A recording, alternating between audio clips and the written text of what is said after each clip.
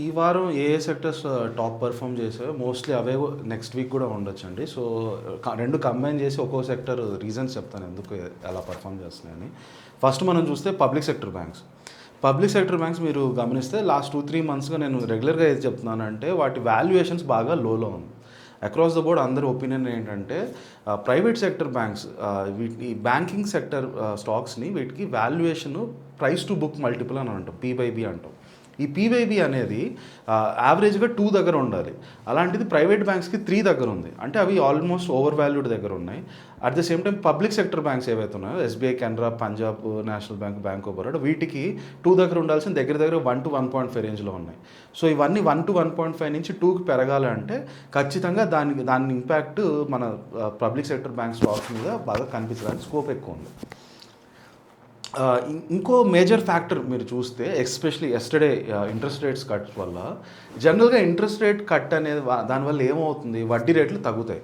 వడ్డీ రేట్లు తగ్గితే ఎక్కువ మంది అప్పులు తీసుకోవాలని అనుకుంటారు కదా, అప్పుడు వాళ్ళందరూ బ్యాంక్స్ దగ్గరకు వస్తారు. అంటే బ్యాంక్స్కి బిజినెస్ బాగా పెరుగుతుంది, ఎక్కువ మంది నా దగ్గర అప్పులు తీసుకుంటారు కనుక. So that will be another major driver for banks. నార్మల్గా ఎప్పుడైనా ఇంట్రెస్ట్ రేట్ కట్ చేసినప్పుడు ఇమ్మీడియట్గా first short term impact banks మీద ఏముంటుందంటే కొంచెం డౌన్ఫాల్ ఉంటుంది స్టాక్ ప్రైస్లో. కారణం ఏంటంటే వాటికి నెట్ ఇంట్రెస్ట్ మార్జిన్ అని అంటాం. అంటే వాళ్ళు ఏ వడ్డీ ఇచ్చి డబ్బులు తీసుకొచ్చారు, ఏ వడ్డీ మీద డబ్బులు వేరే వాళ్ళకి ఇస్తున్నారు, ఆ డిఫరెన్స్లో వాళ్ళకి ప్రాఫిట్స్ ఉంటాయి. అది కొంత కంప్రెస్ అవుతుంది ఎప్పుడైనా ఇంట్రెస్ట్ రేట్స్ కట్ చేసినప్పుడు. ఆ తర్వాత అది కొంచెం స్టెబిలైజ్ అయ్యి వడ్డీ రేట్లు తక్కువ ఉండడం వల్ల ఎక్కువ మంది అప్పులు తీసుకోవడానికి వస్తారు కనుక మళ్ళీ స్టాక్ ప్రైస్ పికప్ అవుతుంది. సో మోస్ట్ లైక్లీ ఈ బ్యాంకింగ్ సెక్టర్ స్టాక్స్ బాగా పర్ఫామ్ చేయడానికి కారణం ఒకటి వచ్చి ఎస్పెషలీ పబ్లిక్ సెక్టర్ బ్యాంక్స్ ఒక వాల్యుయేషన్స్ తక్కువ ఉండడం, రెండోది across the board entire banking sector స్టాక్స్కి వడ్డీ రేట్లు బాగా తగ్గిపోవడం వల్ల ఎక్కువ మంది అప్పులు తీసుకోవడానికి స్కోప్ ఉండడం వల్ల ఈ స్టాక్సే మళ్ళీ నెక్స్ట్ వీక్ కానీ ఆ తర్వాత వీక్ కానీ షార్ట్ టర్మ్లో మంచి స్ట్రెంగ్త్ చూపించే సెక్టర్గా టాప్ మోస్ట్ సెక్టర్గా బ్యాంకింగ్ సెక్టర్ చూస్తాం. సెకండ్ సెక్టర్కి వస్తే మోస్ట్ ఇంపార్టెంట్లీ లాస్ట్ వీక్లో బాగా పర్ఫామ్ చేసింది ఐటీ సెక్టర్. ఐటీ సెక్టర్కి మేజర్ బూస్ట్ ఎక్కడి నుంచి వస్తుందంటే రూపీ డెప్రిసియేషన్ వల్ల ఐటీ బెనిఫిట్ ఏంటంటే ఐటీ వాళ్ళు అందరూ కూడా డాలర్స్లో సంపాదిస్తారు. సో వాళ్ళు ఒక $10 సంపాదించారు అనుకోండి, ఇంతకుముందు రూపీ 85 రూపాయల దగ్గర ఉన్నప్పుడు వాళ్ళకి 850 రూపాయలు వచ్చేది. ఇప్పుడు రూపీ 90 అయిపోయేసరికి వాళ్ళకి వచ్చే ఆదాయం 900 అయిపోతుంది. సో వాళ్ళు ఏం చేయకపోయినా జస్ట్ రూపీ డెప్రిసియేషన్లోనే 50 రూపాయలు ఆదాయం పెరిగిపోతుంది. So that is the biggest contributor for IT sector stocks rebound ఇవ్వడం. అట్ ద సేమ్ టైం ఇంకో కోర్ ఫండమెంటల్ రీజన్ వచ్చి ఈ సెక్టర్ కాకముందు లాస్ట్ 4-5 సెక్టర్స్లో ఐటీ బాగా క్రాష్ అయింది. బాగా దేర్ లోయెస్ట్ లెవెల్స్. అక్కడి నుంచి ర్యాపిడ్గా పైకి వెళ్ళడానికి అయితే అంత డ్రైవింగ్ ఫోర్స్ ఏది కనిపించట్లేదు, బట్ స్లోగా అప్వర్డ్ మూమెంట్ అయితే కనిపిస్తుంది at the bottom end of their channel. So ఒక ప్యారలల్ ఛానల్ ఊహించుకోండి, ఆ ఛానల్లో పైకి కిందకి వెళ్తాయి స్టాక్ ప్రైజెస్. ఇవన్నీ కూడా ఆ ప్యారలల్ ఛానల్లో బాటమ్కి వచ్చేసాయి, కానీ లాంగ్ టర్మ్లో ఆ ట్రెండ్ పైకి ఉంటుంది కనుక ఆ బాటమ్ ఆఫ్ ద ఛానల్ స్లోగా పెరుగుతూ వెళ్తాయి ఐటీ స్టాక్స్. అదే మూమెంట్ కనిపిస్తుంది. వాటికి కొంచెం షార్ట్ టర్మ్ క్యాటలిస్ట్ వచ్చి రూపీ డెప్రిషియేట్ అవడంతో ఆ స్టాక్స్ అని బాగా పర్ఫామ్ చేయడం కనిపిస్తుంది. లాస్ట్ వీక్ అవే పర్ఫామ్ చేసే, రాబోయే రోజుల్లో కూడా మోర్ లైక్లీ ఈ ఐటీ స్టాక్స్ అని బాగా పర్ఫామ్ చేయడానికి స్కోప్ ఎక్కువ ఉంది. మూడో సెక్టర్ మనకు వస్తే ఆటో సెక్టర్కి బెస్ట్ బెనిఫిషియరీ ఏంటంటే బ్యాంక్స్ ఎప్పుడైతే ఇంట్రెస్ట్ రేట్లు తగ్గిస్తాయో అప్పుడు మీ ఈఎంఐ ఖర్చు కూడా తగ్గిపోతుంది కనుక మీరు కొనే కార్స్, ఫోన్స్ ఇవన్నీ కూడా బాగా తక్కువ ఈఎంఐస్కి కొనుక్కోవచ్చు కనుక ఎక్కువ మంది కొంటారు అనమాట. సో ఈ and at the same time ఇది ఫెస్టివల్ సీజన్ అవడం వల్ల దసరా, దీపావళి అంతా అయిపోయి ఇప్పుడు క్రిస్మస్, న్యూ ఇయర్, సంక్రాంతి వస్తుంది కనుక వీళ్ళకి ఆఫర్స్ కూడా ఎక్కువ ఇస్తారు కంపెనీస్. సో కనుక ఆటో స్టాక్స్ లైక్ ఇదర్ 4-వీలర్ స్టాక్స్ కానీ 2-వీలర్ స్టాక్స్ కానీ ఇవన్నీ కూడా మంచి ఊపు అందుకోవడానికి, అంటే ఆల్రెడీ అందుకున్నాయి, అది ఇంకా ట్రెండ్ కంటిన్యూ అవ్వడానికి ఛాన్సెస్ ఎక్కువ ఉన్నాయి. సో టాప్ 3 సెక్టర్స్ ఇవి చూసుకుంటే నెక్స్ట్ వీక్ కూడా ఇవే ఉంటాయి. అయితే ఇక్కడ మీరు ఒకటి గమనిస్తే ఏంటంటే నిఫ్టీ ఏమో ఆల్ టైమ్ హైలో ఉంది, బట్ చాలామందికి పోర్ట్ఫోలియోస్ ఏమో ఇంకా పెద్ద పుంజుకోలేదు. చాలామందికి పోర్ట్ఫోలియోస్ ఇంకా లోనే ఉన్నాయి.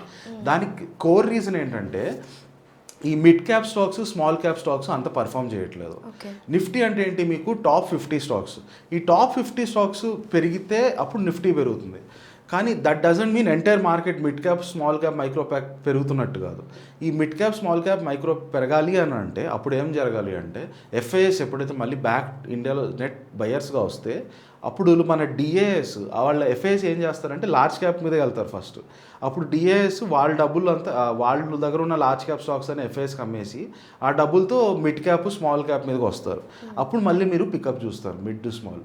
So at least for the next couple of weeks mid cap small క్యాప్లో పెద్ద మూమెంట్ వచ్చేలా అయితే కనిపించట్లేదు. సో అవి పడిపోతూనే ఉన్నాయి. పడిపోయే వాటిని ఎప్పుడు పట్టుకోకూడదు. పట్టుకుంటే మీరు వాటితో పాటు కిందకి వెళ్ళిపోతారు. సో అన్లైక్లీ పడిపోతున్నప్పుడే ఇన్వెస్ట్ చేయాలి అని చెప్తూ ఉంటారు కదా. కరెక్ట్. సో అది 100% ట్రూ.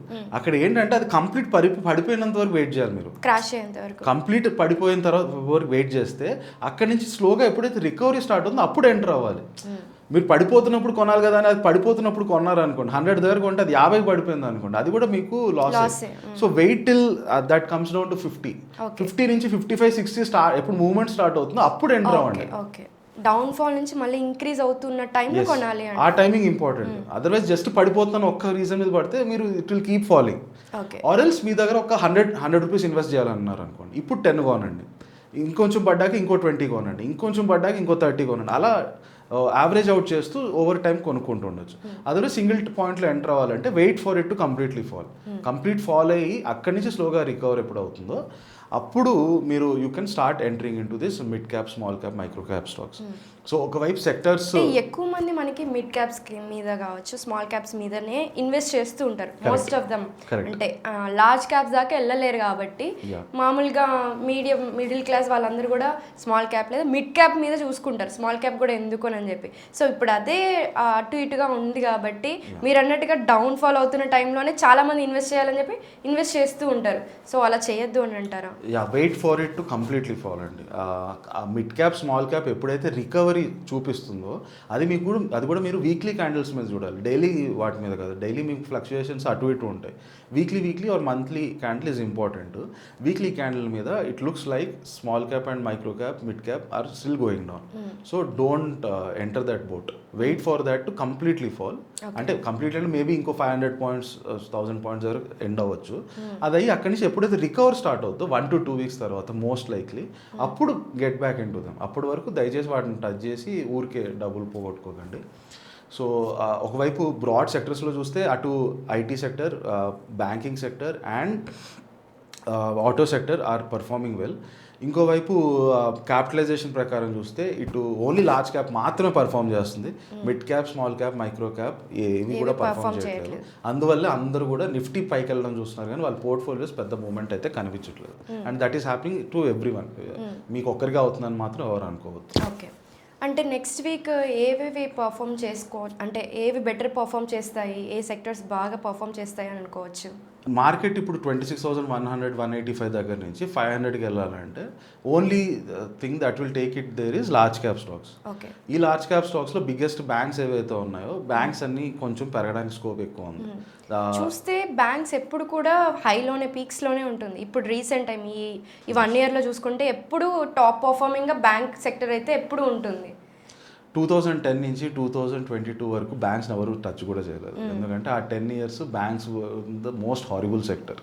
అప్పుడు వాళ్ళకి ఎన్పిఐ ఇష్యూస్ మీరు గుర్తుపెట్టుకుంటే ఇది విజయ్ మాల్యా ఇష్యూ, ఇవన్నీ మన మెహుల్ చోస్కి, పంజాబ్ నేషనల్ బ్యాంక్లో ఫ్రాడ్ స్కామ్లు, banking sector was in deep crisis. ఆ 10 years ఎవ్వరు బ్యాంకింగ్ జోలికి టచ్ కూడా చేయలేదు.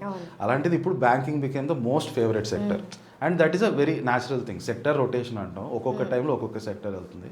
Currently banking is the hottest sector. అందరూ దాని వెనకాల పడ్డారు, అందరూ మాకు బ్యాంకింగ్ స్టాక్స్ కావాలన్నారు. అండ్ రీజన్స్ వచ్చి నేను ఇందాక మీకు చెప్పినట్టు ఒకటి వచ్చి పబ్లిక్ సెక్టర్ బ్యాంక్స్ వాల్యుయేషన్స్ తక్కువ, అవి మళ్ళీ నార్మల్ వాల్యుయేషన్స్ రావడానికి వచ్చే ప్రాసెస్లో ఖచ్చితంగా స్టాక్ ప్రైజెస్ అన్నీ పెరుగుతాయి. ఇంకో బిగ్ ఫ్యాక్టర్ వచ్చి మీరు రీసెంట్గా చూస్తే బ్యాంక్స్ అన్నిటిని ఇంకా గవర్నమెంట్ కన్సాలిడేట్ చేయబోతుంది. 12 పబ్లిక్ సెక్టర్ బ్యాంక్స్ని 3 to 4 బ్యాంక్స్గా తగ్గించబోతుంది. That is also very good news for banks. ఎందుకంటే బ్యాంకింగ్ సైజ్ ఎంత పెద్దగా అయినప్పుడు అప్పుడు వాటిని ఎకనామిక్స్ ఆఫ్ స్కేల్ అంటాం. అంటే మీకుండే ఖర్చులు లిమిట్ అయ్యేసరికి ఒక ఎక్కువ మంది లోన్కి ఇచ్చేసరికి మీ ఖర్చులు సేమ్ ఖర్చుతో ఇంతకుముందు తక్కువ లోన్లు ఇచ్చేవాళ్ళు ఇప్పుడు ఎక్కువ లోన్లు ఇస్తారు. కనుక పర్ లోన్కి ఒక్కొక్క లోన్కి ఉండే ఖర్చు తగ్గిపోతుంది, ప్రాఫిట్ పెరుగుతుంది, ఓవరాల్గా బ్యాంక్కి ఆదాయం పెరుగుతుంది. అర్థమైంది కదా? సో మీ ఖర్చులు తగ్గిపోయి ఆదాయం పెరుగుతుంది అన్నమాట కన్సాలిడేషన్ చేసినప్పుడు. సో ఆ ప్రాసెస్ కూడా అది కూడా మంచి పాజిటివ్ న్యూస్ బ్యాంక్స్కి. So banking sector is definitely doing well. Banking sector మీద ఎలాంటి ఇది లేదు. Of course 2 to 3 years back no one was interested, ఇప్పుడు every one is interested. But ఈ గ్యాప్లో మీరు చూసారంటే లాస్ట్ 2-3 yearsలో ఆల్ పబ్లిక్ సెక్టర్ బ్యాంక్స్ అన్ని 5 times పెరిగిపోయాయి already, right? So whoever invested 5 years back 2020, 2021 they had made the maximum returns. ఇప్పటి నుంచి don't expect that kind of 5 times 10 times jump, but it can still double from here. So that scope is still there for banking sector. Okay sir, thank you so much sir. Thank you.